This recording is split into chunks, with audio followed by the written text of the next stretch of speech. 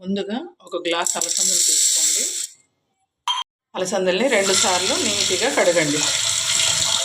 శుభ్రంగా కడుక్కోండి బాగా నీట్గా. ఇందులోకి తగినన్ని నీళ్లు పోసి ఉడికించుకోండి. ఇవి ఉడికిన తర్వాత కొంచెం వాటర్ ఉండేటట్టు చూసుకోండి. అలా వేసుకోండి నీళ్లు. తర్వాత మూత పెట్టి తర్వాత 6 విజిల్స్ వచ్చేంత వరకు పెట్టండి. ఉడకపోతే ఇంకొక విజిల్ అయినా ఎక్కువగా పెట్టుకోండి. విజిల్స్ వచ్చేసాయి, తీసి చూద్దాము ఉడికాయా లేదా అనేది.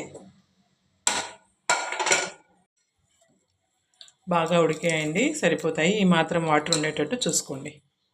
ఇప్పుడు దీన్ని పక్కకు పెట్టేసి ఇంకొక బౌల్ తీసుకోండి. ఓకే, ఆయిల్ వేయండి. ముందుగా ఇందులోకి పోపు సామాను ఆవాలు, జీలకర్ర, కరివేపాకు అవి వేగిన తర్వాత ఆనియన్స్, తర్వాత ఇందులోకి చిన్న పచ్చిమిరపకాయ చీలిక చేసి వేయండి. ఆనియన్స్ వేగిన తర్వాత ఒక చిన్న టమోటా, మీడియం సైజ్ టమోటా వేయండి. వేసి కాసేపు కొంచెం టమోటా మెత్తబడనివ్వండి. చిన్న మంట మీద ఒక 2 మినిట్స్ వదిలేయండి. టమాటో మెత్తబడిందో లేదో చూద్దాం. టమాటో మెత్తబడిందండి.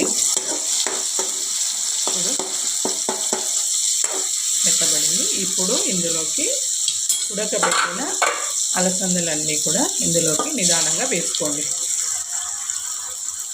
మినిట్స్ కలపండి. 2 మినిట్స్ ఇలా కలుపుకున్న తర్వాత ఇందులోకి చిటికెడు పసుపు, సరిపడ ఉప్పు, మీరు ఎంత తింటారో ఉప్పు కారం అంత వేసుకోండి. నేను 1/2 స్పూన్ వేస్తున్నాను. మీకు ఉప్పు కారం ఎంత కావాలో అంత వేసుకోండి. ఇప్పుడు కలపండి. కలిపి దీన్ని ఒక 2 మినిట్స్ చిన్న మంట మీద వదిలేసేయండి. మూత పెట్టండి మర్చిపోకుండా.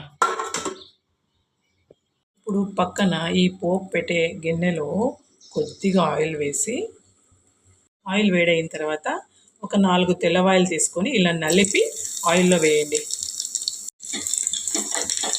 వేసి ఇది ఒకసారి అలా తిప్పి, ఈ తెల్లవాయి కలర్ మారింది కదా, ఇప్పుడు స్టవ్ ఆఫ్ చేసి దీన్ని తీసుకెళ్ళి ఈ కర్రీలో వేయండి. ఈ కర్రీలో వేస్తే ఇది టేస్ట్ బాగా తెలుస్తుంది.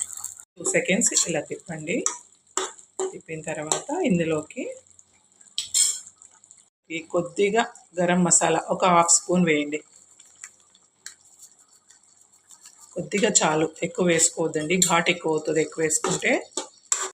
చివరిలో కొత్తిమీర వేసి కొంచెం కలిపి ఒక 1 సెకండ్ అలా పెట్టేసి స్టవ్ మీద ఆ ఫ్లేవర్ అన్నీ బాగా తెలుస్తాయండి. 1 సెకండ్ అలాగే పెడితే ఆ ఫ్లేవర్ అంతా కూడా కర్రీకి బాగా పడుతుంది. మూత పెట్టి దీని కర్రీ రెడీ అయిపోయిందండి. ఇప్పుడు మూత పెట్టి స్టవ్ ఆఫ్ చేసేయండి. ఇలా అండి, వేడిగా అలసందల కర్రీ రెడీ అయిపోయింది. రొట్టెలోకి కానీ, చపాతీలోకి కానీ, రైస్లోకి కానీ ఎందులో అయినా బాగుంటుంది ఇది. మీరు కూడా ఒకసారి ట్రై చేసి చూడండి. నచ్చితే లైక్ చేయండి, షేర్ చేయండి, సబ్స్క్రైబ్ చేయండి. మర్చిపోద్దండి ఫ్రెండ్స్. Bye friends, bye.